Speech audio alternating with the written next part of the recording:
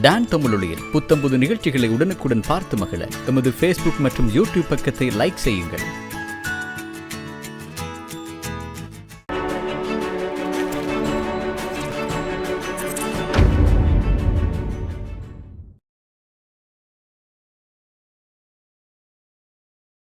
வணக்கம் மற்றும் ஒரு இன்றைய பத்திரிகைகள் பகுதியூடாக சந்திப்பதில் மகிழ்ச்சி. இன்றைய நாள் 7ஆம் தேதி 7ஆம் மாதம் 2022 வியாழக்கிழமை காலை வேளையிலே உங்களை சந்திக்கிறோம். இன்றும் பிரதான அனுசரணை வழங்குகிறார்கள் நெஸ்டமோல்டினுடைய அனுசரணையோடு வருகின்ற ஒரு மணி நேரம் பத்திரிகை செய்திகளோடு நாங்களும் நீங்களும் இணைந்து கொள்ளப் போகிறோம். நீங்களும் உற்சாகமாக நெஸ்டமோட்டை அறிந்து கொண்டு செய்திகளோடு இணைந்திருங்கள். இன்று 4 பத்திரிகைகளும் நமது கரங்களுக்கு கிடைக்கப்பட்டிருக்கிறது. ஒவ்வொரு பத்திரிகைகளினுடைய பிரதான தலைப்புச் செய்திகளை பார்த்துவிட்டு விரிவான செய்திகளுக்கு செல்லலாம். பெட்ரோல் குண்டுகள் மூலம் ஜனாதிபதி செயலகத்தை தாக்கி கட்டுப்பாட்டில் எடுக்க திட்டம், போராட்டக்காரர்களின் பெயரில் காணொளி என்ற தலைப்போடு இன்றைய ஈழநாடு பத்திரிகையினுடைய பிரதான தலைப்புச் செய்தி பிரசுரிக்கப்பட்டிருப்பதை காணக்கூடியதாக இருக்கிறது. ஜனாதிபதி செயலகத்திற்கு முன்பு நடைபெறுகின்ற ஆர்ப்பாட்டம் தொடர்பாகவும் ஜனாதிபதி செயலகத்தை தாக்கி கட்டுப்பாட்டில் எடுக்க திட்டம் என்று கேள்விக்குறியோடு அந்த தலைப்பு இருப்பதை அவதானிக்கக்கூடியதாக இருக்கிறது. ஈழநாடு பத்திரிகையினுடைய இன்றைய பிரதான தலைப்புச் செய்தியாக அந்த செய்தியை நாங்கள் பார்க்கிறோம். அடுத்து செய்தியாக இங்கே உரிமைகளை வெல்வதற்காக ஜூலை 9 ஒன்றிணைவோம், மூத்த சட்டத்திறனிகள் அழைப்பு என்று உதயன் பத்திரிகையினுடைய பிரதான தலைப்புச் செய்தி இங்கு காணப்படுகிறது. உரிமைகளை வெல்வதற்காக ஜூலை 9 ஒன்றிணைவோம், மூத்த சட்டத்திறனிகள் அழைப்பு என்ற தலைப்போடு இந்த உதயன் பத்திரிகையினுடைய பிரதான தலைப்புச் செய்தி காணப்படுகிறது. வலம்புரி பத்திரிகை எடுத்துக்கொண்டால் அதனுடைய பிரதான தலைப்புச் செய்தியாக முற்பணம் வழங்கினால் மாத்திரமே எரிபொருள், இலங்கைக்கு கடன் வழங்க தயக்கம் காட்டும் இந்தியா என்ற தலைப்போடு இன்றைய வலம்புரி பத்திரிகையினுடைய பிரதான தலைப்புச் செய்தி இவ்வாறு இருக்கிறது. அதே போல தினக்குரல் பத்திரிகை நாங்கள் எடுத்துக்கொள்வோமாக இருந்தால் தினக்குரல் பத்திரிகையினுடைய இன்றைய பிரதான தலைப்புச் செய்தியாக வீதி தடைகளை உடைத்துக் கொண்டு ஜனாதிபதி மாளிகைக்குள் நுழைய முயற்சி, போராட்டக்காரர்களை விரட்டி அடித்த போலீசார், பாராளுமன்றம் அருகேயும் போராட்டம் என்ற தலைப்போடு இன்றைய தினக்குரல் பத்திரிகையினுடைய பிரதான தலைப்புச் செய்தி இருக்கிறது. இவ்வாறு இன்றைய 4 பத்திரிகைகளினுடைய பிரதான தலைப்புச் செய்திகள் காணப்படுவதை அவதானிக்கக்கூடியதாக இருக்கிறது. இனி நாங்கள் விரிவான செய்திகளுக்கு செல்லலாம். ஈழநாடு பத்திரிகை முதலில் எடுத்துக்கொள்வோம். பெட்ரோல் குண்டுகள் மூலம் ஜனாதிபதி செயலகத்தை தாக்கி கட்டுப்பாட்டில் எடுக்க திட்டம், போராட்டக்காரர்களின் பெயரில் காணொளி என்ற தலைப்பில் இருக்கிறது. ஜனாதிபதி செயலகத்தை தாக்கி கட்டுப்பாட்டில் கொண்டு வரவும் தாக்குவதற்கு தேவையான பெட்ரோல் குண்டுகளை தயாரிப்பது எப்படி என்பது தொடர்பான செயல்முறைகளை போராட்டக்காரர்கள் என்று சந்தேகிக்கப்படும் குழுவினர் வெளியிட்டுள்ளனர். எதிர்வரும் 9ஆம் தேதி இந்த தாக்குதலுக்கு போராட்டக்காரர்கள் திட்டமிட்டுள்ளார்கள். இது தொடர்பான காணொளி ஒன்று சமூக வலைதளங்களில் உலாவுகிறது. ஆனால் இந்த காணொளி உண்மையானதா அல்லது போராட்டத்தை குழப்பும் நோக்கில் அல்லது வேறு உள்நோக்கங்களின் அடிப்படையில் வெளியிடப்பட்டதா என்பது தெளிவாக தெரியவில்லை. இது எப்படி இருப்பினும் கொழும்புக்கு வரும் ஆர்ப்பாட்டக்காரர்கள் எவ்வாறு ஜனாதிபதி மாளிகையை தாக்கி தங்கள் கட்டுப்பாட்டிற்குள் கொண்டு வருவது என்பது குறித்து திட்டமிடும் காட்சி பதிவாகியுள்ளது. ஜனாதிபதி மாளிகையை தாக்குவதற்கான பெட்ரோல் குண்டுகளை எவ்வாறு தயாரிப்பது என்பது தொடர்பான செயல்முறைகளும் இந்த காணொளியில் வெளிப்படுத்தப்பட்டுள்ளது என்றும் அறிய வருகிறது என்ற அந்த செய்தி நிறைவுக்கு வருகிறது. ஜனாதிபதி செயலகத்தை தாக்கி அவர்களை அந்த செயலகத்தை தமது கட்டுப்பாட்டில் கொண்டு வருவதற்கான முயற்சியான ஒரு காணொளி என்று அந்த காணொளி வழியாகி இருப்பதாக அந்த செய்தியை நாங்கள் பார்க்கிறோம். அது உண்மையிலே போராட்டக்காரர்கள் தயாரித்த காணொளி, அல்லாவிட்டால் போராட்டத்தை குழப்புவதற்காக வேறு நபர்களால் செய்யப்பட்டு இவ்வாறான காணொளி வெளியிடப்படுகிறதா என்ற சந்தேகம் ஏற்படுத்தப்பட்டிருக்கும் செய்தியாக அந்த செய்தியை நாங்கள் பார்க்கிறோம். மக்களை திசை திருப்ப வேண்டாம், அன்றகுமார் திசாநாயக்க தெரிவித்திருக்கின்ற ஒரு விடயம் இங்கு இருக்கிறது. மக்களை திசை திருப்ப முயற்சிக்க வேண்டாம், ஜேவிபி தலைவர் அனுரு என்ற தலைப்போடு இருக்கிறது. மக்களின் கோரிக்கைகளை திசை திருப்ப முயற்சிக்க வேண்டாம் என்று பாராளுமன்ற உறுப்பினர் அனுருகுமார் திசாநாயக்க அரசாங்கத்திடம் வேண்டுகோள் விடுத்துள்ளார். நேற்று கொழும்பில் அவர் நடத்திய ஊடகவியலாளர் சந்திப்பிலேயே இதனை தெரிவித்திருக்கிறார். நேற்றைய தினத்திலிருந்து சமூக வலைத்தளங்களில் சர்ச்சையை தோற்றுவிக்கும் வகையிலான காணொளி பதிவு ஒன்று பிரபலமாகி வருகிறது. மக்கள் விடுதலை முன்னணியின் உறுப்பினர் ஒருவர் ஏனைய உறுப்பினர்களுக்கு கைக்குண்டு ஒன்றை தயாரிக்கும் முறைமையை கற்றுக் கொடுக்கும் வகையில் அந்த காணொளி பதிவு அமைந்துள்ளது. அது மாத்திரமல்லாது ஜனாதிபதியின் வாசஸ்தலத்தை சுற்றி வளைப்பதுடன் இந்த விடயம் அனுருகுமாரவின் ஆலோசனைக்கு அமைய முன்னெடுக்கப்படுவதாகவும் அந்த பதிவில் குறிப்பிடப்பட்டுள்ளது. இது ஆபத்தான நிலைமை ஒன்றை தோற்றுவிக்கும் வகையிலான பதிவாகும். அதுவும் மக்களின் ஆர்ப்பாட்டத்தை வன்முறையாக மாற்றி கொலை வரை கொண்டு செல்லும் வகையிலான திட்டம் மக்கள் விடுதலை முன்னணியிடம் உள்ளது என்றவாறானதொரு நிலைப்பாட்டை தோற்றுவிக்கும் வகையிலேயே அந்த பதிவு அமைந்திருக்கிறது. இந்த விடயம் தொடர்பில் போலீஸ் அமைச்சருடன் கதைத்து விடயம் தொடர்பில் தெரியப்படுத்தினேன். இதேவேளை இன்றைய தினம், அதாவது நேற்று குற்றப்புலனாய்வு பிரிவினர் இந்த காணொலி பதிவை சமர்ப்பிக்க தயாராக உள்ளோம். குற்றப்புலனாய்வு பிரிவு இந்த விடயம் தொடர்பில் முழுமையான விசாரணைகளை மேற்கொண்டு இந்த குரல் பதிவு யாருடையது, இதனை தயாரித்து இதனை சமூக வலைத்தளத்தில் பதிவேற்றம் செய்தது யார் என்ற விடயம் தொடர்பில் நாட்டு மக்களுக்கு வெளிப்படுத்த வேண்டும். அரசாங்கத்திற்கும் அதனை நாட்டுக்கும் வெளிப்படுத்தும் இயலுமை இல்லையா? இதனை அரசாங்கத்தின் வேலையாகவே எடுத்துக்கொள்வோம். அத்துடன் இத்தகைய கேலித்தனமான விடயங்களை மேற்கொண்டு மக்களின் கோரிக்கைகளை திசை திருப்ப முயற்சிக்க வேண்டாம் எனவும் அரசாங்கத்திடம் தெரிவித்துக் கொள்கிறோம் என்று அந்த செய்தி நிறைவுக்கு வருகிறது. மக்களை திசை திருப்ப முயற்சிக்க வேண்டாம், ஏவிபி தலைவர் அனுர என்ற தலைப்போடு இந்த செய்தியை நாங்கள் பார்க்கிறோம். பிரதான தலைப்புச் செய்தியோடு இணைந்த செய்தி தான் இதுவும். அதாவது ஜனாதிபதி செயலகத்தை தாக்கி கட்டுப்பாட்டில் எடுக்க திட்டம் என்ற தலைப்போடு இணைந்திருக்கிறது. மக்களை திசை திருப்ப முயற்சிக்க வேண்டாம் என்று சொல்லி அனுரகுமார திசாநாயக்க அந்த காணொலி தொடர்பாக இவ்வாறு தெரிவித்திருக்கும் விடயத்தை நாங்கள் பார்த்திருந்தோம். ஹாட்லி மாணவனின் புதிய கண்டுபிடிப்பு என்று துவிச்சக்கர வண்டி மற்றும் மாணவனுடைய புகைப்படத்தோடு இங்கொரு செய்தி இருக்கிறது. நாட்டின் எரிபொருள் நெருக்கடி நிலவும் சூழலில் மிதிவண்டியை மோட்டார் சக்தியிலும் வளமையான விதத்திலும் இயக்கவல்ல கலப்பு முறையிலாக உருவாக்கியிருக்கிறார். பருத்தித்துறை ஹாட்லி கல்லூரி மாணவன் ஒருவர் செல்வச்சந்திரன் ஸ்ரீமன் என்ற மாணவரை இந்த கண்டுபிடிப்பை செய்ததுடன் மேல் சுழற்சிக்கு உட்படுத்தக்கூடிய பொருட்களை பயன்படுத்தி இந்த கண்டுபிடிப்பை செய்துள்ளார். இதனை அறிமுகம் செய்யும் நிகழ்வு நேற்று பாடசாலையின் இளம் புத்தாக்குனர் கழகத்தின் தலைவர் ராஜ அரவிந்தன் தலைமையில் கல்லூரியில் இடம்பெற்றது. இந்த நிகழ்வில் கல்லூரியின் அதிபர் தம்பையா கலைச்செல்வன் விருந்தினராக பங்கேற்று மாணவனின் கண்டுபிடிப்பை அறிமுகம் செய்ததுடன் அவரையும் பாராட்டினார். இந்த நிகழ்வில் மாணவர்கள், ஆசிரியர்கள் என பலரும் பங்கேற்றிருந்ததாக இந்த செய்தி நிறைவடைகிறது. ஹாட்லி மாணவனின் புதிய கண்டுபிடிப்பு என்ற தலைப்போடு இப்போது எரிபொருளை தட்டுப்பாட்டை அடிப்படையாக கொண்டு சைக்கிளிலே எப்படி அதை இயக்குவது என்ற விடயம், அதாவது மிதிவண்டியை எப்படி மோட்டார் சக்தியில் இயக்குவது என்ற விடயம் தொடர்பிலே கண்டுபிடிக்கப்பட்டிருக்கும் விடயமாக அந்த விடயத்தை நாங்கள் பார்க்கக்கூடியதாக இருக்கிறது. ஜனாதிபதியின் கூட்டத்தை புறக்கணித்தனர் எம்பிக்கள் என்ற ஒரு செய்தி இருக்கிறது. ஜனாதிபதி கோட்டபாய ராஜபக்ஷ கூடி ஆளும் கட்சி பாராளுமன்ற உறுப்பினர்களின் குழு கூட்டத்தில் பெருமளவு உறுப்பினர்கள் பங்கேற்கவில்லை என்று கூறப்படுகிறது. ஜனாதிபதி மாளிகையில் கடந்த ஞாயிற்றுக்கிழமை நடைபெற்ற இந்த கூட்டத்திற்கு முன்பாகவே கூட்டத்தில் பங்கேற்க மாட்டோம் என்று சிலர் முன்கூட்டி அறிவித்தனர் என்றும் சிலர் எந்த அறிவிப்பையும் வழங்கவில்லை என்றும் அரசு உயர் வட்டார தகவல்கள் தெரிவித்தன. ஜனாதிபதியுடனான இந்த சந்திப்பில் முன்னாள் பிரதமர் மஹிந்த ராஜபக்ஷ மற்றும் பாராளுமன்ற உறுப்பினர் நாமல் ராஜபக்ஷ ஆகியோரும் பங்கேற்றனர். இதனிடையே பயனற்ற மட்டுப்படுத்தப்பட்ட ஆளும் கட்சி கூட்டத்தில் தான் பங்கேற்கப் போவதில்லை என்று அரசு தலைவருக்கு பொதுஜன பெரமுனவின் பாராளுமன்ற உறுப்பினர் ஜெகத்குமார் கடிதம் மூலம் அறிவித்தார் என்றும் அறிய வருவதாக அந்த செய்தி நிறைவுக்கு வருகிறது. ஜனாதிபதியின் கூட்டத்தை புறக்கணித்தனர் எம்பிக்கள் என்ற தலைப்பில் அந்த செய்தியை பார்க்கிறோம். தென்னையிலிருந்து தவறி விழுந்தவர் மரணம் என்ற ஒரு செய்தி இருக்கிறது. தென்னை மரத்திலிருந்து தவறி விழுந்தவர் சிகிச்சை பலனின்றி உயிரிழந்திருக்கிறார். பருத்தித்துறை புலோலி மத்தியைச் சேர்ந்த ஆறுமுகம் நவரட்னம் 65 வயதுடைய 5 பிள்ளைகளின் தந்தையை இவ்வாறு உயிரிழந்திருக்கிறார். சம்பவம் குறித்து மேலும் அறிய வருவதாவது, கடந்த வெள்ளிக்கிழமை குறித்த நபர் ஏணி வைத்து தென்னை மரத்தில் ஏறியுள்ளார். அவர் இறங்க முற்பட்ட போது ஏணியில் கால் வைக்க முயற்சித்த நிலையில் மரத்தில் இருந்து தவறி விழுந்துள்ளார். அவரின் வீட்டார் அவரை உடனடியாக பருத்தித்துறை ஆதார வைத்தியசாலையில் சேர்ப்பித்தனர். அங்கிருந்து மேலதிக சிகிச்சைகளுக்காக அவர் யாழ்ப்பாணம் போதனா மருத்துவமனைக்கு மாற்றப்பட்டார். ஆனால் சிகிச்சை பலனின்றி நேற்று புதன்கிழமை அவர் மரணமானார். அவரின் மரண விசாரணைகளை யாழ்ப்பாணம் போதனா மருத்துவமனை திடீர் இறப்பு விசாரணை அதிகாரி நமசிவாயம் பிரேம்குமார் மேற்கொண்டார் என்று அந்த செய்தியின் நிறைவுக்கு வருகிறது. தென்னையிலிருந்து தவறி விழுந்து மரணம் என்றிருக்கிறது. பஸ்ஸில் சென்ற இளைஞன் மயங்கி விழுந்து உயிரிழப்பு என்று அதன் கீழ் மற்றும் ஒரு செய்தியும் இங்கு பார்க்கக்கூடியதாக இருக்கிறது. யாழ்ப்பாணத்திலிருந்து பருத்தித்துறை நோக்கி சென்ற பேருந்தில் பயணித்த இளைஞர் ஒருவர் மயங்கி விழுந்து உயிரிழந்திருக்கிறார். இந்த சம்பவம் நேற்று மாலை பருத்தித்துறை 1ஆம் கட்டை பகுதியில் இடம்பெற்றுள்ளது. இதில் 21 வயதுடைய இளைஞனை இவ்வாறு உயிரிழந்தார் என்று அறிய வருகிறது. அதிக சன நெரிசலுடன் பயணித்த பேருந்தில் ஏறிய இளைஞன் பருத்தித்துறை 1ஆம் கட்டை பஸ் திரைப்பட நிலையத்தில் இறங்கிய போது மயங்கி சரிந்துள்ளார். அங்கிருந்தவர்கள் அவரை உடனடியாக பருத்தித்துறை ஆதார மருத்துவமனையில் சேர்த்தனர். அங்கு அவரை பரிசோதித்த மருத்துவர்கள் அவர் ஏற்கனவே உயிரிழந்து விட்டார் என்றும் தெரிவித்தனர். சடலம் உடற்கூற்றாய்வு பரிசோதனைக்காக யாழ்ப்பாணம் போதனா வைத்தியசாலைக்கு அனுப்பப்பட்டிருப்பதாக அந்த செய்தி நிறைவடைகிறது. பஸ்ஸில் சென்ற இளைஞர் மயங்கி விழுந்து உயிரிழப்பு என்ற தலைப்பில் இந்த செய்தி இருக்கிறது. போராட்டம் நடத்திய கிருணிகா கைதாகி பிணையில் விடுவிப்பு என்ற ஒரு செய்தி இங்கு புகைப்படத்தோடு காணப்படுவதை அவதானிக்கலாம். கொழும்பு கோட்டையில் உள்ள ஜனாதிபதி இல்லம் அருகில் போராட்டம் நடத்திய கிருணிகா உட்பட பலர் கைதாகினர். நேற்று முற்பகல் ஐக்கிய மக்கள் சக்தியின் மகளிர் அணியினரால் ஜனாதிபதியின் இல்லம் முன்பாக இந்த போராட்டம் முன்னெடுக்கப்பட்டது.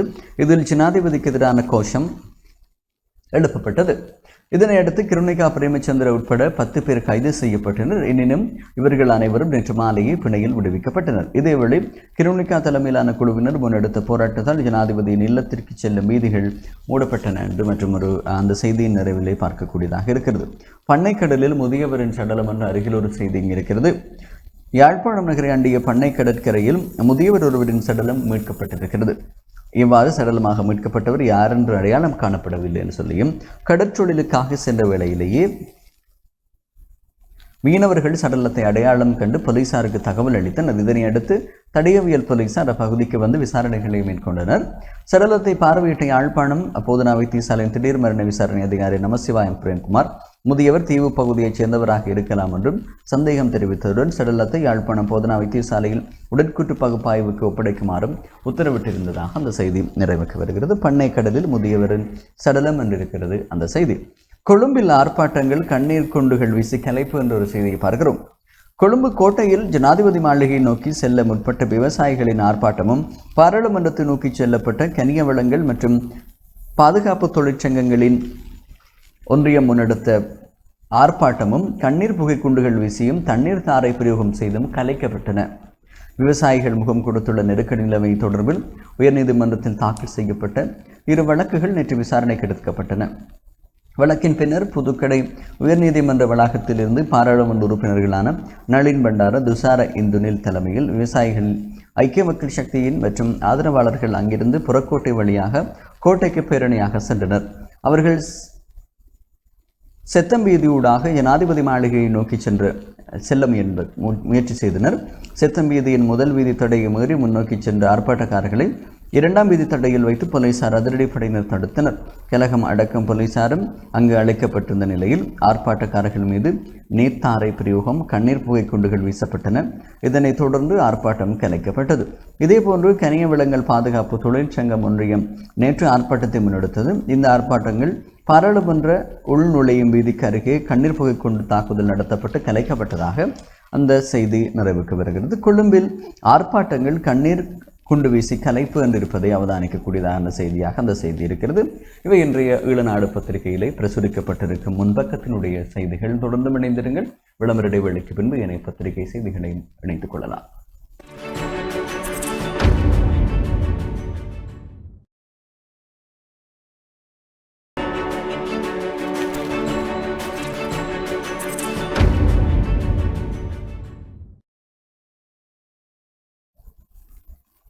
தொடர்கிறது இன்றைய பத்திரிகைகளில். அடுத்து நாங்கள் தினக்குரல் பத்திரிகையினுடைய செய்திகளுக்கு செல்லலாம். தினக்குரல் பத்திரிகையினுடைய பிரதான தலைப்புச் செய்தியாக வீதி தடைகளை உடைத்துக் கொண்டு ஜனாதிபதி மாளிகைக்குள் நுழைய முயற்சி, போராட்டக்காரர்களை விரட்டியடித்த போலீசார், பாராளுமன்றம் அருகேயும் போராட்டம் என்ற தலைப்பில் இன்றைய தினக்குரல் பத்திரிகையினுடைய பிரதான தலைப்புச் செய்தி புகைப்படங்களோடு காணப்படுகிறது.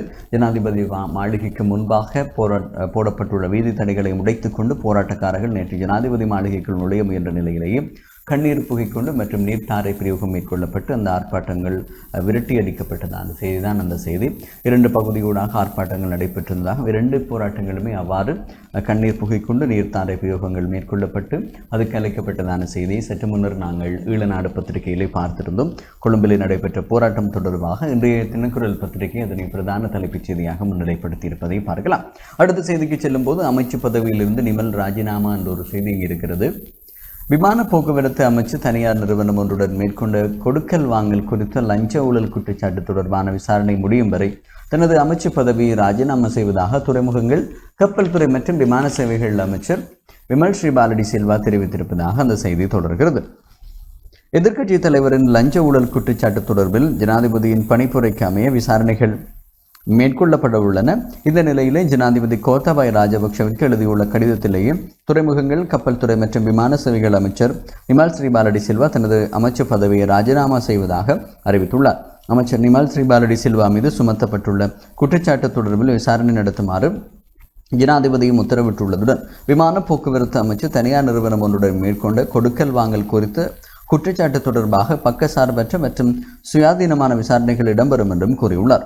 இதேவேளை நிமால் ஸ்ரீபாலடி சில்வா மீது சுமத்தப்பட்டுள்ள குற்றச்சாட்டு குறித்து பாரபட்சமற்ற மற்றும் சுதந்திரமான விசாரணை முடியும் வரை அமைச்சர் பதவியிலிருந்து தற்காலிகமாக அவர் நீக்கப்பட்டுள்ளதாக ஜனாதிபதியின் ஊடகப் பிரிவு தெரிவித்திருப்பதாக அந்த செய்தி நிறைவுக்கு வருகிறது. அமைச்சர் பதவியிலிருந்து நிமல் ராஜினாமா என்ற தலைப்போடு அந்த செய்தியை பார்க்கிறோம். 11ஆம் தேதி முதல் எரிவாயு விநியோகம் என்ற ஒரு செய்தி இங்கு இருக்கிறது. எதிர்வரும் 11ஆம் தேதி முதல் நாடு முழுவதும் எரிவாயு விநியோகம் இடம்பெறும் என்றும் இதன்போது கொழும்பில் 140 இடங்களில் எரிவாயு விநியோகத்தை முன்னெடுக்க முடியும் என்று சொல்லியும் அந்த செய்தி இருக்கிறது. தொடர்ந்து அந்த செய்தியை நாங்கள் பார்க்கும்போது கொழும்பிலே 140 இடங்களில் ஏற்பாடுகள் மேற்கொள்ளப்பட்டுள்ளதாக பிரதமர் ரணில் விக்ரமசிங்கே தெரிவித்திருக்கிறார். பாராளுமன்றத்தில் நேற்று புதன்கிழமை இடம்பெற்ற பிரதமரிலான கேள்வி பதில் நேரத்தின் போதே எரிவாயு பிரச்சினை தொடர்பாக எழுப்பப்பட்டிருந்த கேள்விக்கு பதிலளிக்கையிலேயே தெரிவித்த பிரதமர் மேலும் கூறுகையில் இம்மாதம் 9ஆம் தேதி எரிவாயு நாட்டுக்கு கிடைத்த பின்னர் 11ஆம் தேதி முதல் எரிவாயு நாடு முழுவதும் விநியோகிக்கப்பட உள்ளது. 11, 12ஆம் தேதிகளில் கொழும்பு நகரில் 140 இடங்களிலும் எரிவாயு விநியோகிக்கப்பட உள்ளது. ஒவ்வொரு இடத்திற்கும் 12.5 கிலோ சிலிண்டர் 100 என்ற அடிப்படையில் 1,40,000 சிலிண்டர்கள் 2 நாட்களில் விநியோகிக்கப்பட உள்ளன. அதன் பின்னர் கொழும்பு நகரில் தினசரி தேவையேற்றால் போல் 25,000 சிலிண்டர்கள் என்ற வகையில் விநியோகிக்கப்பட உள்ளது. இதேவேளை பேக்கரி மற்றும் சிறிய அளவிலான வியாபாரங்களுக்காக 1,12,000 சிலிண்டர்கள் விநியோகிக்கப்பட உள்ளன. இந்த நிலையிலே தற்போது காணப்படும் எரிவாயு நெருக்கடி ஜூலை இறுதியிலோ அல்லது ஆகஸ்ட் ஆரம்பத்திலோ குறையும் என்றும் நினைக்கிறோம். அதுவரையில் 33,000 மெட்ரிக் டன் எரிவாயு கொண்டுவரப்பட உள்ளது. இந்த நடவடிக்கைகளில் கடலில் ஏற்படும் காலநிலை மாற்றங்களால் மாறுபடலாம். எனினும் எதிர்வரும் 4 மாதங்களுக்கு அரசாங்கத்தினால் பற்றாக்குறையின்றி எரிவாயுவை விநியோகிக்க முடியுமாக இருக்கும் என்றும் அந்த செய்தி நிறைவுக்கு வருவதாய் பார்க்கக்கூடியதாக இருக்கிறது. 11ஆம் தேதி முதல் எரிவாயு விநியோகம் என்ற தலைப்பில் அந்த செய்தி இருக்கிறது. நாட்டை மீட்க நாங்கள் தயார், பதவி விலக நீங்கள் தயாரா? ஏவிபி தலைவர் அனுர்குமார சவால் என்ற ஒரு செய்தி இங்கு இருக்கிறது. தாம் ஆட்சியை பொறுப்பேற்றால் நாட்டு மக்களும் வெளிநாட்டு வாழ் இளைஞர்கள், அரசு ஊழியர்கள் என பல்வேறு தரப்பினரும் ஒத்துழைப்புகளை வழங்குவார்கள் என்ற நம்பிக்கை இருக்கிறது என்று சொல்லியும்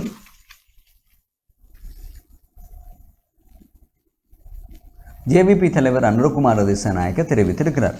அனுரகுமார திசாநாயக்காவிற்கு பிரதமர் பதவியை வழங்க தயார் என்று பிரதமர் ரணில் விக்ரமசிங்கே கூறியமை தொடர்பில் ஜேவிபி தலைமை அலுவலகத்தில் நேற்று புதன்கிழமை நடைபெற்ற ஊடகவியலாளர் சந்திப்பில் எழுப்பப்பட்ட கேள்வி ஒன்றுக்கு பதிலளிக்கையிலேயே அவர் இவ்வாறு கூறினார். இதன் போது அனுரகுமார திசாநாயக்க மேலும் தெரிவிக்கையில், பிரதமர் பதவியை பொறுப்பேற்க நான் தயார், ஆனால் முதலில் ஜனாதிபதியும் பிரதமரும் பதவி விலக வேண்டும். தற்போது காணப்படும் எரிபொருள், எரிவாயு வரிசைகள், உணவு பற்றாக்குறை, பாடசாலைகள் மூடுதல் உள்ளிட்ட பிரச்சனைகளுக்கு குறுகிய காலத்தில் தீர்வுகளை வழங்கி மக்களின் வாழ்க்கை வளமைக்கு கொண்டு வர நாங்கள் தயார். எமது கட்சி தனியாக இல்லை. இந்த நாட்டின் பொதுமக்கள் அதற்கு ஒத்துழைப்பு வழங்குவார் என்ற நம்பிக்கை இருக்கிறது. வெளிநாட்டு வாழ் இலங்கையர்கள், எமது தொழில் முயற்சியாளர்கள், அரசு ஊழியர்கள் என அனைவரும் ஒத்துழைப்பு வழங்குவர் என்ற நம்பிக்கை உள்ளது.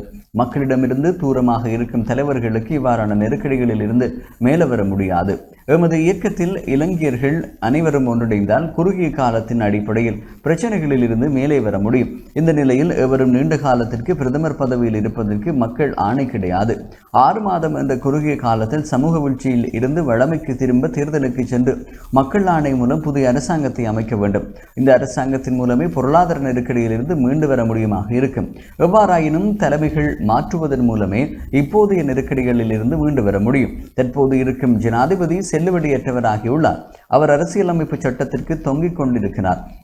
இவரின் சட்டபூர்வமான தன்மையை வெட்டிவிட வேண்டும். தேவை என்றால் அது தொடர்பில் கவனம் செலுத்தலாம் என்றார் அந்த செய்தி நிறைவுக்கு வருகிறது. 11ஆம் தேதி முதல் எரிவாயு விநியோகம் என்ற செய்தியின் கீழே நாட்டை மீட்க நாங்கள் தயார், பதவி விலக நீங்கள் தயாரா என்று ஜேவிபி தலைவர் அனுர்குமார் திசாநாயக்க தெரிவித்த விடயம் இவ்வாறு இருப்பதை நாங்கள் பார்க்கக்கூடியதாக இருக்கிறது. சர்வ கட்சி அரசுக்குள் பிரவேசிக்க அனைத்து எதிர்க்கட்சிகளும் தயார். எதிர்க்கட்சி தலைவர் சஜித் அறிவிப்பு என்ற ஒரு செய்தி இருக்கிறது. எதிர்க்கட்சியில் உள்ள கட்சிகள் அனைத்தும் ஒன்றிணைந்து தீர்வுகளை அடிப்படையாக கொண்டு வேலை திட்டங்களுடன் சர்வகட்சி அரசாங்கத்திற்குள் பிரவேசிக்க தயாராக உள்ளதாக எதிர்க்கட்சி தலைவர் சஜித் பிரேமதாச தெரிவித்திருக்கிறார். பாராளுமன்றத்தில் நேற்று புதன்கிழமை உரையாற்றும் போது இதனை தெரிவித்திருக்கிறார்.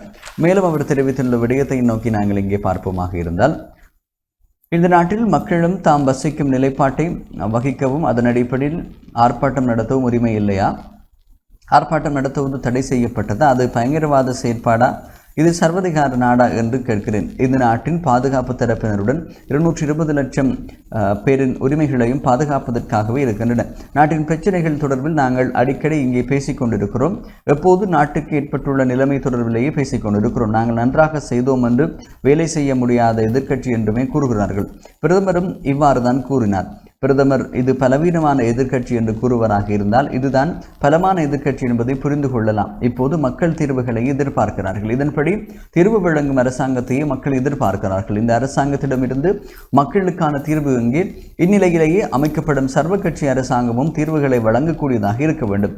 இந்த நேரத்தில் ஜனாதிபதி மக்களுக்கு தேவையான தீர்வு என்று சிந்திக்க வேண்டும். இதனால் நாங்கள் எதிர்க்கட்சியில் உள்ள கட்சிகள் அனைத்தும் தீர்வுகள் அடிப்படையாக கொண்டு வேலை திட்டங்களுடன் சர்வ கட்சி அரசாங்கத்திற்குள் பிரவேசிக்க உள்ளோம் என்றார்கள். அந்த செய்தி நிறைவுக்கு வருகிறது. சர்வ கட்சி அரசுக்குள் பிரவேசிக்க அனைத்து எதிர்க்கட்சிகளும் தயார்.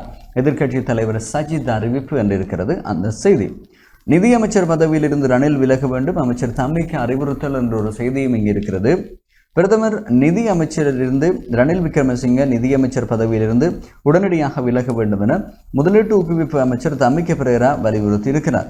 கொழும்பில் நடைபெற்ற நிகழ்வு ஒன்றில் கலந்து கொண்டு உரையாற்றும் போது தம்மிக்க பிரேரா இவ்வாறு தெரிவித்திருக்கிறார். தொடர்ந்து அந்த செய்தியை பார்க்கும்போது முதலீட்டு ஊக்குவிப்பு அமைச்சர் தம்மிக்க பிரேரா அங்கு தொடர்ந்து உரையாற்றும் போது, இன்று முதல் உண்மையிலேயே நானும் போராட்டத்திற்கு என்னை தயார்படுத்திக் கொள்கிறேன்.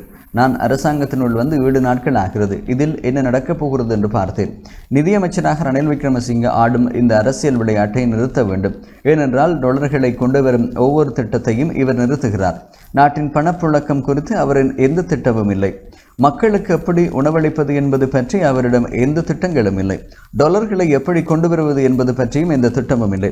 இந்த நேரத்தில் அவர் மக்களை பிரச்சனைகளுக்கு கொண்டு செல்ல தெரியாமல் நிதியமைச்சர் என்ற விதத்தில் செயற்பட வேண்டும்.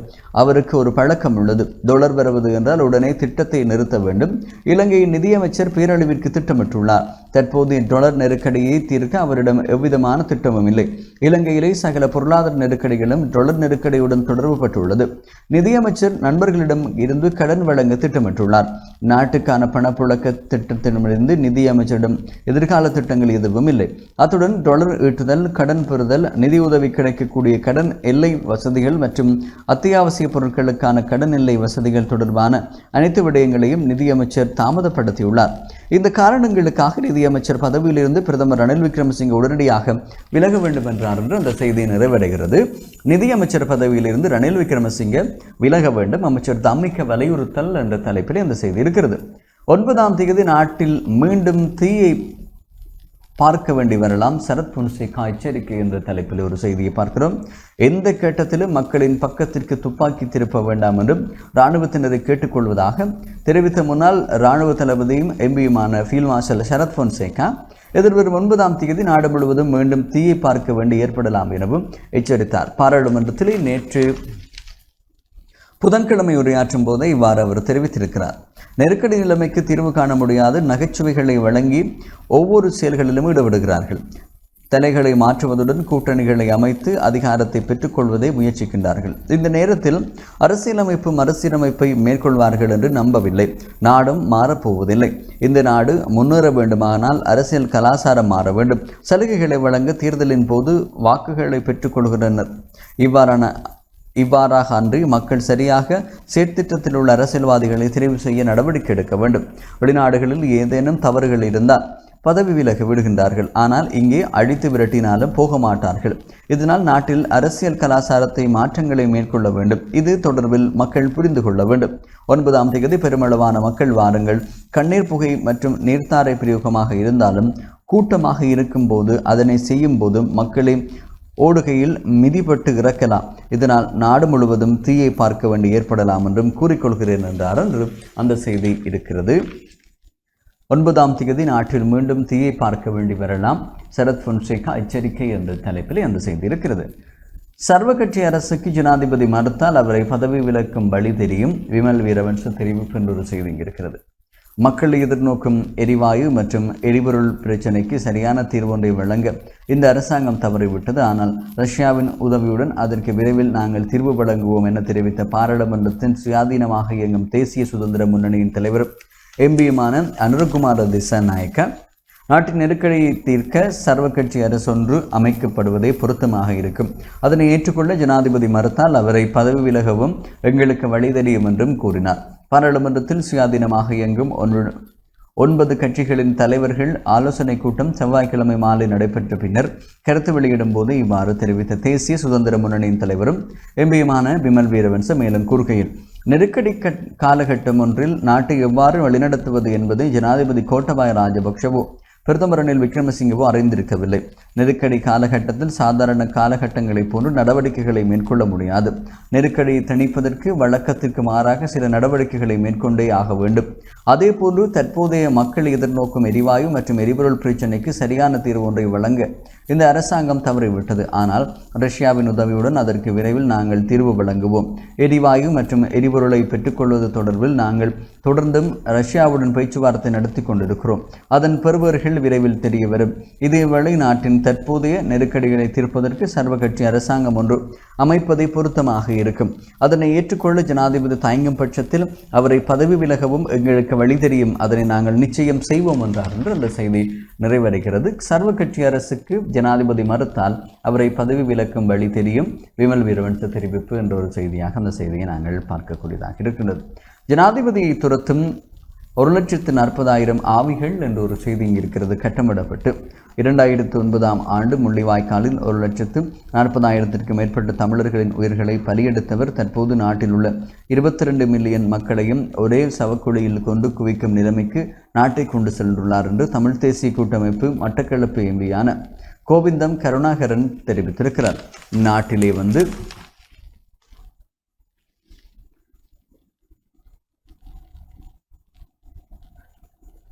தற்போதைய நெருக்கடி நிலைமை தொடர்பில் பாராளுமன்றத்தில் நேற்று புதன்கிழமை உரையாற்றும் போது அவர் இவ்வாறு குறிப்பிட்டிருக்கிறார். சபை ஒத்திவைப்பு வேளை விவாதத்தில் உரையாற்றும் போது அவர் தெரிவித்திருக்கின்றார், தற்போது நாடு உள்ள சூழ்நிலையில் இலங்கை என்பதற்கு பதிலாக எதுவும் இலங்கை என்று பெயர் சூட்டும் நிலைமை இலங்கையில் இருக்கிறது.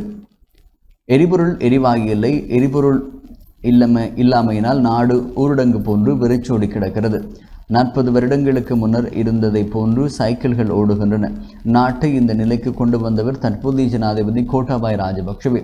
இவர் ஜனாதிபதியாக வந்த காலத்தில் எடுத்த முட்டாள்தனமான முடிவுகளும் நாடு இந்த அளவுக்கு சென்றுள்ளது. 2009ஆம் ஆண்டில் முள்ளிவாய்க்காலில் 1,40,000க்கும் மேற்பட்ட தமிழர்களின் உயிர்களை பலியெடுத்தவர் இன்று இந்த நாட்டில் 22 மில்லியன் மக்களையும் ஒரே சவக்குழிக்குள் கொண்டு குவிக்கும் நிலைமைக்கு இந்த நாட்டை கொண்டு வந்திருக்கிறார். இந்த நிலைமையில் இதுவரையில் 1,40,000 ஆவிகள் துரத்துகின்றன. அவர் இந்த பாராளுமன்றத்திற்கு செவ்வாய்க்கிழமை வந்திருந்தார். இங்கும் அவர் துரத்தப்பட்டுள்ளார். அவருக்கு வாக்களித்த 69 லட்சம் மக்களும் அவரை துரத்துகின்றனர். எனவே இந்த நாட்டின் நிலைமையை கருத்தில் கொண்டு இவர் ஒரு முக்கியமான தீர்மானத்தை எடுக்க வேண்டும் என்றார் என்று அந்த செய்தி நிறைவுக்கு வருகிறது. ஜனாதிபதியை துரத்தும் 1,40,000 ஆவிகள் என்ற தலைப்பில் இந்த செய்தி இருக்கிறது. தமிழ் தேசிய கூட்டமைப்பினுடைய மட்டக்களப்பு மாவட்ட நாடாளுமன்ற உறுப்பினர் கோவிந்தம் கருணாகரன் நேற்று தினம் நாடாளுமன்றத்தில் உரையாற்றிய விடயம் தொடர்பில் இங்கு பிரசுரிக்கப்பட்டிருக்கிறது. ஜனாதிபதி இல்ல வாயிலை முற்றுகையிட்டு போராட்டம், கிருணிகா உள்ளிட்டோர் கைதாகி பிணை என்ற செய்தி ஏற்கனவே நாங்கள் பார்த்திருந்தோம். கிருணிகா உள்ளிட்ட 10 பேர் கைது செய்யப்பட்டு பின்னர் விடுதலை செய்யப்பட்டிருந்தார்கள். அந்த செய்திதான் இந்த செய்தியும். ரஷ்ய ஜனாதிபதி புடினிடம் கடன் கோரிய கோட்டாபாய அவரை ட்விட்டரில் தெரிவிப்பு என்ற ஒரு செய்தி இருக்கிறது. ரஷ்ய ஜனாதிபதி விளாடிமிர் புடினுடன் தொலைபேசியில் உரையாடல் ஒன்றை மேற்கொண்டதாகவும் இந்த உரையாடல் மிகவும் பயனுள்ளதாக அமைந்ததாகவும் ஜனாதிபதி கோட்டாபாய ராஜபக்ஷ ட்விட்டர் பதிவு ஒன்றில் தெரிவித்திருக்கிறார். அந்த செய்தியை நாங்கள் தொடர்ச்சியாக இங்கு அவதானிக்கும் அடுத்து கடந்த கால சவால்களை சமாளிக்க ரஷ்ய அரசாங்கம் வழங்கிய அனைத்து ஆதரவிற்கும் நன்றி தெரிவித்த அதேவேளை தற்போதைய பொருளாதார சவால்களை தோற்கடிப்பதற்காக இலங்கைக்கு எரிபொருளை இறக்குமதி செய்து கடன் ஆதரவை கோரியதாக ஜனாதிபதி கோட்டாபாய ராஜபக்ஷ அதில் மேலும் தெரிவித்திருக்கிறார். அத்துடன் இலங்கைக்கு ஏரோஃப்ளைட் விமான சேவையை மீண்டும் தொடக்குமாறும் வேண்டுகோள் விடுத்ததாகவும் இந்த உரையாடலின் போது சுற்றுலா, வர்த்தக மற்றும் கலாச்சாரம் போன்ற துறைகளில் இருதரப்பு உறவுகளை மேலும் பலப்படுத்துவது அவசியம் என ஏகமனதாக ஏற்றுக்கொள்ளப்பட்டதாகவும் ஜனாதிபதி தெரிவித்திருப்பதாக அந்த செய்தி இருக்கிறது. ரஷ்ய ஜனாதிபதி புடினிடம் கடன் கோரிய கோட்டாபாய அவரை ட்விட்டரில் தெரிவித்துள்ளார் என்ற ஒரு செய்தியாக அந்த செய்தியை பார்க்கிறோம். பெட்ரோலுக்கு அதிக விலை கொடுப்பதா காத்திருப்பதா எரிசக்தி அமைச்சர் கேள்வி என்ற ஒரு செய்தி இருக்கிறதை பார்க்கலாம். இலங்கைக்கு எதிர்வரும் 10 மற்றும் 15ஆம் தேதிகளுக்குள் பெட்ரோலுடன் வரவிருந்த கப்பல்கள் தமது வருகையை உறுதிப்படுத்தவில்லை என்றும் எரிசக்தி அமைச்சர் காஞ்சன விஜயசேகர தெரிவித்திருக்கிறார். பாராளுமன்றம் நேற்று புதன்கிழமை காலை 10 மணிக்கு சபாநாயகர் மஹிந்த யாப்பா அபேவர்தன தலைமையில் கூடிய நிலையிலேயே கருத்தொன்றை முன்வைத்த போது இவ்வாறு தெரிவித்தார். இலங்கைக்கு எதிர்வரும் 10 மற்றும் 15ஆம் தேதிகளுக்குள் பெட்ரோலுடன் 2 கப்பல்கள் வர உள்ளன. எனினும் தமது வருகையை இக்கப்பல்கள் இன்னும் உறுதிப்படுத்தவில்லை. இந்த கப்பல்கள் வரவில்லை எனில் எதிர்வரும் 22 மற்றும் 23ஆம் தேதிகளில் IOC நிறுவனத்தின் கப்பல்கள் மூலம் மாத்திரமே பெட்ரோலை இலங்கைக்கு பெற்றுக்கொள்ளக்கூடியதாக இருக்கும். பெட்ரோலை இலங்கைக்கு பெற்றுக்கொள்ள நாணய கடிதம் விநியோகிக்கப்பட்ட போதும் வங்கி தரமுறக்கல் காரணமாக இந்த கப்பலை வரவழைக்க முடியவில்லை. இந்த நிலையிலேயே மலேசியாவில் நிறுவனம் ஒன்று எதிர்வரும் 13ஆம் தேதியன்று பெட்ரோலை இலங்கைக்கு எடுத்து வர இணங்கியுள்ளது. எனினும் இந்த பெட்ரோல் வழமையான விலையை அதிக விலைக்கு கொள்முதல் செய்ய வேண்டியிருப்பதாகவும், எனவே அதிக விலைக்கு இந்த பெட்ரோலை கொள்வனவு செய்வதா அல்லது 22 மற்றும் 22ஆம் தேதி IOC நிறுவனத்திடம் கப்பல் வரும் வரை பெட்ரோல் இல்லாமல் இருப்பதா என்பதை பாராளுமன்றம் தீர்மானிக்க வேண்டும் என்றார் என்று அந்த செய்தி நிறைவுக்கு வருவதை அவதானிக்கக்கூடியதாக இருக்கிறது. பெட்ரோலுக்கு அதிக விலை கொடுப்பதா காத்திருப்பதா கேள்விக்குறியோடு அந்த செய்தி இருக்கிறது. எரிசக்தி அமைச்சர் கேள்வி என்ற ஒரு செய்தியாக அந்த செய்தியை நாங்கள் அவதானிக்கலாம். 10 மற்றும் 15ஆம் தேதிகளுக்கு பெட்ரோலுடன் வரவிருந்த கப்பல்கள் வருகை உறுதிப்படுத்தப்படவில்லை என்று சொல்லியும், அதே போல 22ஆம் தேதி 23ஆம் தேதிகளில் IOC நிறுவனத்தின் கப்பல்களை வர இருப்பதான செய்தியாகவும் அந்த செய்தியும் இங்கே பிரசுரிக்கப்பட்டிருப்பதை அவதானிக்கலாம். இவை இன்றைய தினக்குரல் பத்திரிகையினுடைய செய்திகள். தொடர்ந்து இணைந்திருங்கள். விளம்பர இடைவேளைக்கு பின்பு இணைய பத்திரிகை செய்திகளை பார்க்கலாம். அனுசரணை வழங்கிக் கொண்டிருக்கிறார்கள் நெஸ்ட் மால்ட்.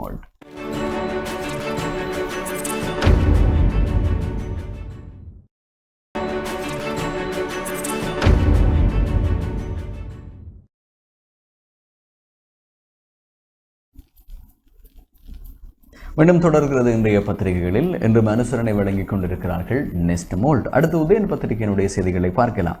உரிமைகளை வெல்வதற்காக ஜூலை 9 ஒன்றிணைவு மூத்த சட்டத்திறனிகள் அழைப்பு என்ற ஒரு செய்தி இங்கே இருக்கிறது. உரிமைகளை வெல்வதற்காக அரசமைப்பினூடாக பொது மக்களுக்கு வழங்கப்பட்டுள்ள உரிமைகளை பயன்படுத்தி எதிர்வரும் 9ஆம் தேதி அனைவரும் ஒன்றிணைந்து போராட முன்வர வேண்டும் என்று மூத்த சட்டத்திறனிகள் அழைப்பு விடுத்துள்ளனர் என்று அந்த செய்தி தொடர்கிறது. தொடர்ந்து அந்த செய்திகளை பார்க்கும்போது, கொழும்பில் நேற்று நடத்திய விசேட ஊடக சந்திப்பிலே ஜனாதிபதி சட்டத்தரணிகள் மூத்த சட்டத்தரணிகள் இணைந்து இந்த கோரிக்கையை முன்வைத்திருக்கிறார்கள். ஜூலை 9 காலை 9 மணிக்கு கொழும்பு என்ற துணைப்பொருளில் இந்த ஊடக சந்திப்பு ஏற்பாடு செய்யப்பட்டிருந்தது. ஜனாதிபதி சட்டத்தரணிகளான ஸ்ரீநாத் பெரேரா, சரத் ஜெயமானே, உப்புல் ஜெயசூரி ஆகியோரும் மூத்த சட்டத்தரணிகளான உப்புல் குமார பெரும, நுவான் போக்கோப்பாவை உள்ளிட்ட சட்டத்திறனிகளூடாக இந்த ஊடக சந்திப்பிலே கருத்து தெரிவித்தனர். ஊடக சந்திப்பில் கருத்து தெரிவித்த மூத்த சட்டத்திறனி நுவான் போபக்கே, தற்போதைய சூழ்நிலையிலும் அதிகாரத்தை கைவிட்டால் தாங்கள் அளிக்கப்படுவோம் என்பதை ராஜபக்ஷ குடும்பத்தினர் நன்கறிவார்கள். அதனால் தான் அனைவரும் ஒன்றிணைந்து அவர்களை துரத்தி அடிப்போம் என்று தெரிவித்தார். ஊடக சந்திப்பில் கருத்து தெரிவித்த ஜனாதிபதி சட்டத்திறனி உப்புல் ஜெயசூரிய, மருத்துவமனைக்கு கொண்டு செல்லப்படும் நிலையில் இருந்து மரணிக்கும் நிலை வந்தால் கூட அடுத்த 2 நாட்களாவது தாங்கள் நிலைத்திருக்கக்கூடிய மேயர் சட்டங்களை ராஜபக்ஷர்கள் கொண்டு வருவார்கள். இப்போதுள்ள சூழ்நிலையில் நாம் அனைவரும் ஒன்றிணைய வேண்டும் என்று தெரிவித்தார். அங்கு கருத்து தெரிவித்த சட்டத்திறனி ஜெயமானே, தற்போதைய அரசாங்கத்திலும் நியாயத்துவம் இல்லாமல் போய்விட்டது. மக்களின் உரிமைகள் மீறப்படுகின்றமைக்கு எதிராக போராட்டம் நடத்துவதற்கு உங்கள் உரிமைகளை பயன்படுத்துங்கள். உங்களுடன் நாம் இருக்கிறோம் என்றும் தெரிவித்தார். ஊடக சந்திப்பில் கருத்து தெரிவித்த சட்டத்திறனி உப்புல் குமார பெருமை, நாம் மிக மோசமான பொருளாதார நெருக்கடியின் இறுதிக்கட்டத்தில் இருக்கிறோம். இங்கு அனைத்தும் ஊழல் மற்றும் குற்றங்களின் மூலமே தீர்மானிக்கப்படுகிறது. அவர்கள் தங்கள் அதிகாரத்தை தக்க வைத்துக் கொள்வதற்காக அனைத்தையும் செய்கிறார்கள். நாம் அனைவரும் ஒன்றிணைவதன் மூலமே அவர்களை தோற்கடிக்க முடியும் என்றார் என்று அந்த செய்தி நிறைவுக்கு வருவதை பார்க்கக்கூடியதாக இருக்கிறது. உரிமைகளை வெல்வதற்காக ஜூலை 9 ஒன்றிணைவும் மூத்த சட்டத்திறனிகள் அழைப்பு என்ற தலைப்பிலே அந்த செய்தி இருக்கிறது. தென்னை மரத்திலிருந்து விழுந்த முதியவர் உயிரிழப்பு என்ற ஒரு செய்தி நாங்கள் ஏற்கனவே பார்த்திருந்த செய்தியாக இருக்கிறது. அதே போன்றுதான் பண்ணைக்கடலில் முதியவரின் சடலம் மீட்பு என்ற ஒரு செய்தியும் பார்த்திருந்த 2 செய்திகள். நான் ரெடி, ரணில் சவாலை ஏற்றார், ரணிலின் சவாலை ஏற்றார் அனுருகுமார் என்ற ஒரு செய்தி இருப்பதை பார்க்கக்கூடியதாக இருக்கிறது. குறுகிய காலத்திற்கு நாட்டை பொருளாதார நெருக்கடியிலிருந்து மீட்டு நாட்டு நிலைமையை ஸ்திரப்படுத்துவதற்கு தயார் என்று மக்கள் விடுதலை முன்னணியின் தலைவர் அனுருகுமார திசாநாயக்க தெரிவித்திருந்த செய்திதான் அந்த செய்தியாக இருக்கிறது. ஏற்கனவே நாங்கள் பார்த்திருந்த செய்திதான் அந்த செய்தி. கொரோனா தொற்றால் பெண் ஒருவர் மரணம் என்ற ஒரு செய்தி இருக்கிறது. நாட்டில் கொரோனா தொற்றால் ஒருவர் உயிரிழந்துள்ளார் என்று அரசு தகவல் திணைக்களம் அறிவித்திருப்பதான அந்த செய்தி இருப்பதை அவதானிக்கக்கூடியதாக இருக்கிறது. நாட்டில் கொரோனா தொற்று குறைவடைந்திருந்த நிலையிலும் நீண்ட நாட்களாக கொரோனாவுடன் தொடர்புடைய மரணங்கள் நிகழவில்லை. இந்நிலையிலே நேற்று முன்தினம் பெண் ஒருவர் கொரோனா தொற்றால் உயிரிழந்துள்ளமை என்று அரசு தகவல் திணைக்களம் அறிவித்துள்ளது. 60 வயதுக்கு மேற்பட்ட வயதுடைய பெண் ஒருவரை இவ்வாறு உயிரிழந்திருப்பதாக அந்த செய்தியை நாங்கள் பார்க்கக்கூடியதாக இருக்கிறது. கொரோனா தொற்றால் பெண் ஒருவர் மரணம் என்ற ஒரு செய்தி இருக்கிறது. 2 நாட்களாக கொரோனா தொடர்பாகவும் கொரோனா தொற்றாளர்கள் தொடர்பான செய்திகளை நாங்கள் பார்க்கக்கூடியதாக இருந்திருக்கவில்லை. நாட்டினுடைய பொருளாதார நெருக்கடி அதே போன்று தற்போதைய நிலவரம் தொடர்பான செய்திகள் தான் அதிகமாக இருந்தது. ஆனால் நாங்கள் கொரோனா தொடர்பான ஒரு செய்தி இன்றைய நாளிலே அவதானிக்கிறோம். 2 நாட்களுக்கு பிறகு கொரோனாவை தொற்றால் பெண் ஒருவர் மரணம் என்ற ஒரு செய்தியாக அந்த செய்தியை பார்க்கிறோம். எரிவாயு தட்டுப்பாடு ஆகஸ்ட் மாதம் நீங்கும், ரணில் ஆரூடம் என்ற ஒரு செய்தி இருக்கிறது.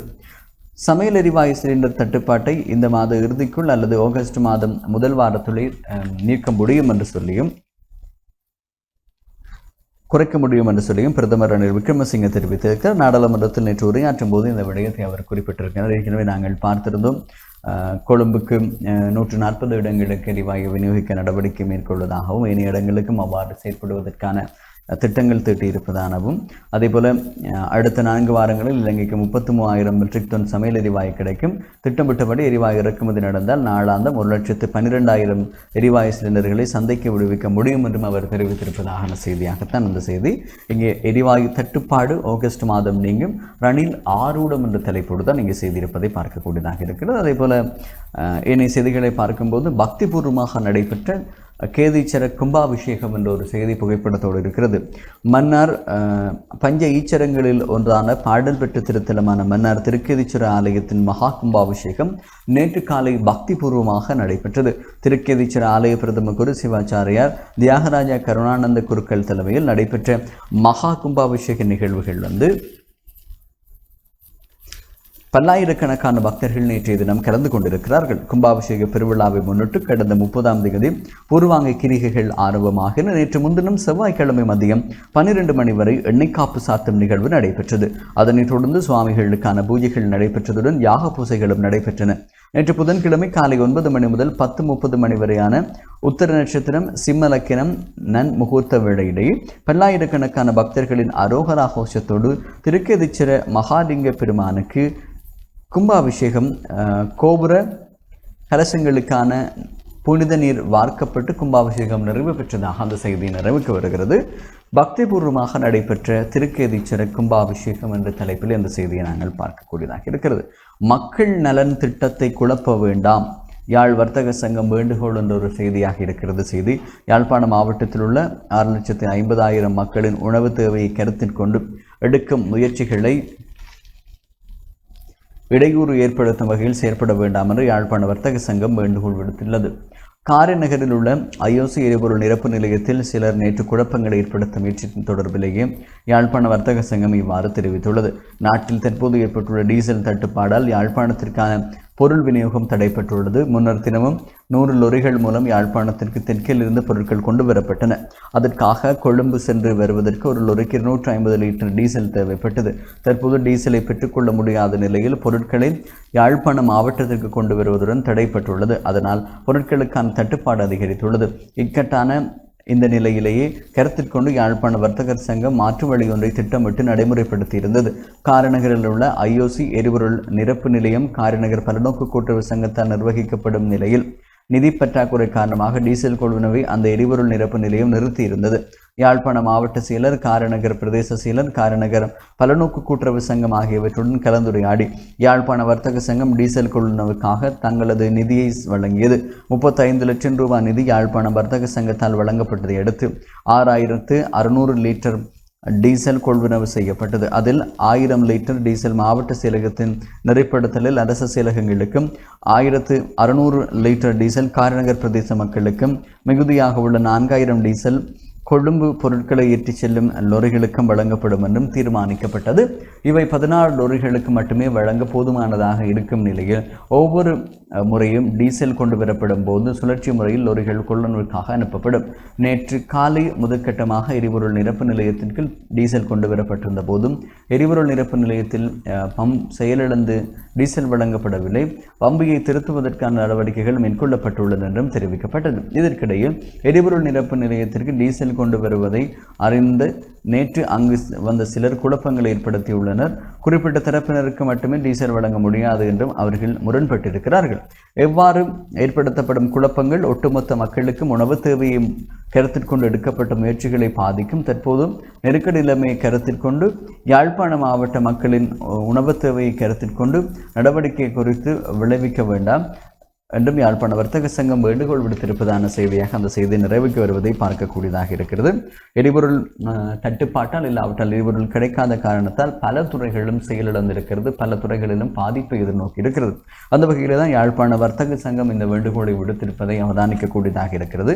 யாழ்ப்பாணத்திற்கான பொருட்களை கொழும்பிலிருந்து லொரிகள் மூலம் கொண்டு வரும்போது அந்த லொரிகளுக்கு சீரான எரிபொருள் விநியோகம் வழங்கப்பட்டாலே தான் அங்கிருந்த பொருட்களை அவர்கள் இங்கு கொண்டு வர முடியும் என்று சொல்லியும், அவ்வாறு எரிபொருள் வழங்காத பட்சத்தில் எதிர்வருகின்ற காலங்களிலே உணவுப் பொருட்களுக்கு தட்டுப்பாடு நிலவக்கூடும் என்ற ஒரு விடயம் இங்கு சொல்லப்படுகிறது. அந்த உணவுப் பொருட்களினுடைய தட்டுப்பாட்டை குறைக்கும் நோக்கிலேயே தான் காரிநகர் ஐஓசி எரிபொருள் நிரப்பு நிலையத்தில் 6600 லிட்டர் வருகின்ற டீசலிலே 4000 லிட்டரை யாழ்ப்பாண வர்த்தக சங்கம் லொரிகளுக்காக அவர்கள் பணத்தை கட்டி பெற்றுக் கொள்கிறார்கள். ஆகவே வீணாக மக்கள் குழப்பத்தை ஏற்படுத்த வேண்டாம், வருகின்ற உணவுப் பொருட்களுக்காக இதனை புரிந்து கொண்டு செயற்பட வேண்டும் என்று இந்த செய்தி இருப்பதை பார்க்கக்கூடியதாக இருக்கிறது.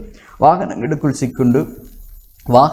சிக்கொண்டு 7 வயது சிறுமி உயிரிழப்பு என்று மற்றும் ஒரு செய்தி இங்கு கட்டமிடப்பட்டிருக்கிறது. யாழ்ப்பாணம் முருகாவற்றுறை போலீஸ் பிரிவுக்குட்பட்டு நாரந்தனையில் நடந்த விபத்தில் 7 வயது சிறுமி ஒருவர் உயிரிழந்திருப்பதாக அந்த செய்தியை நாங்கள் பார்க்கக்கூடியதாக இருக்கிறது. தொடர்ந்து அந்த செய்தியை நாங்கள் இங்கே பார்க்கும்போது இந்த சம்பவம் நேற்று முன்தினம் நடந்திருக்கிறது. யசோதரன் ஜக்ஷனா 7 வயது சிறுமியை உயிரிழந்திருக்கிறார். வீடுகளுக்கு தண்ணீர் விநியோகிக்கும் தண்ணீர் பவுசர் மீது ஏறி விளையாடிய சிறுமி தவறி விழுந்தபோது வாகனத்திற்குள் சிக்கொண்டுள்ளார் என்றும் தெரிவிக்கப்படுகிறது. யாழ்ப்பாணம் பொதுநா மருத்துவமனையில் மேற்கொள்ளப்பட்ட உடற்கூற்று பரிசோதனையில் சிறுமியின் இறப்புக்கு வாகனத்தில் சிக்கி நசியுண்டமே காரணம் என்று தெரிவிக்கப்பட்டுள்ளது. இந்த சம்பவம் தொடர்பான விசாரணைகள் முருகாவற்றுறை போலீசார் முன்னெடுத்து வருவதாக அந்த செய்தி நிறைவுக்கு வருகிறது.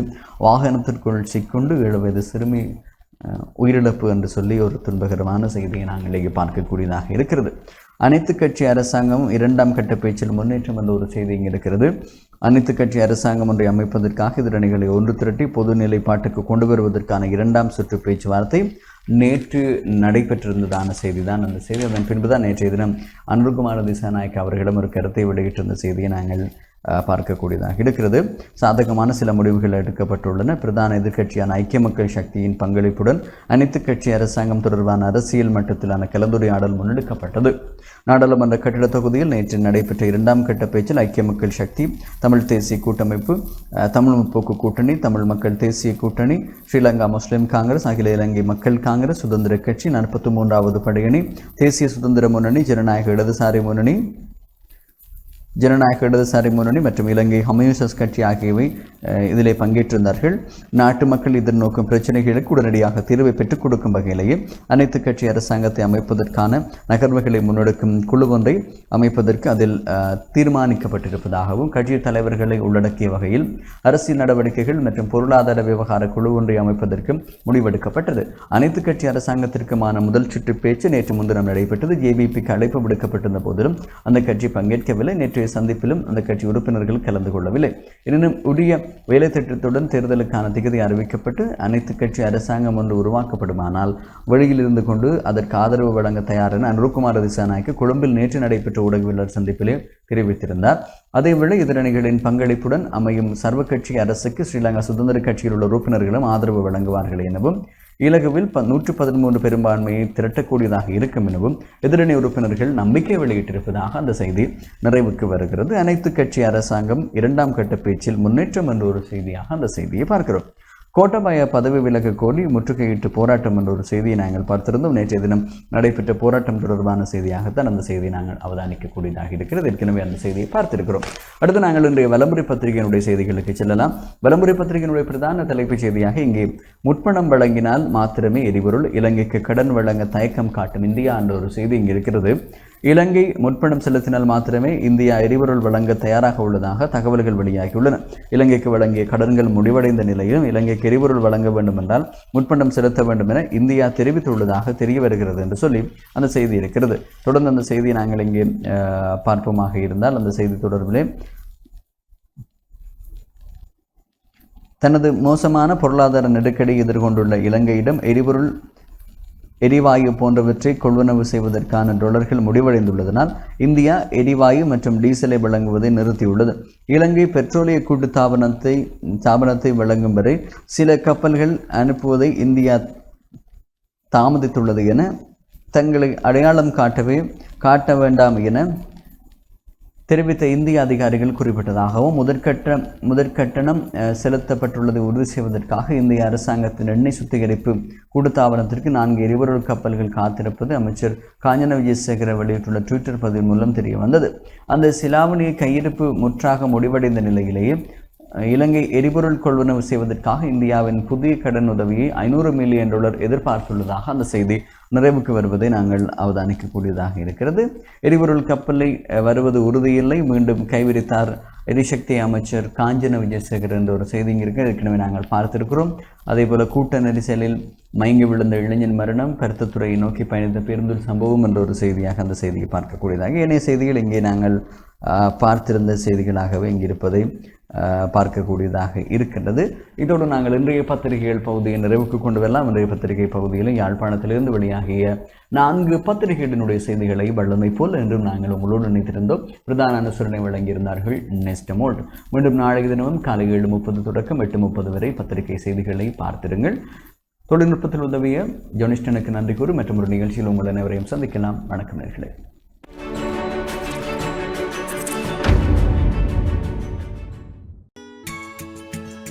டான் தமிழொலியில் புத்தம்புது நிகழ்ச்சிகளை உடனுக்குடன் பார்த்து மகிழ எமது Facebook மற்றும் YouTube பக்கத்தை லைக் செய்யுங்கள்.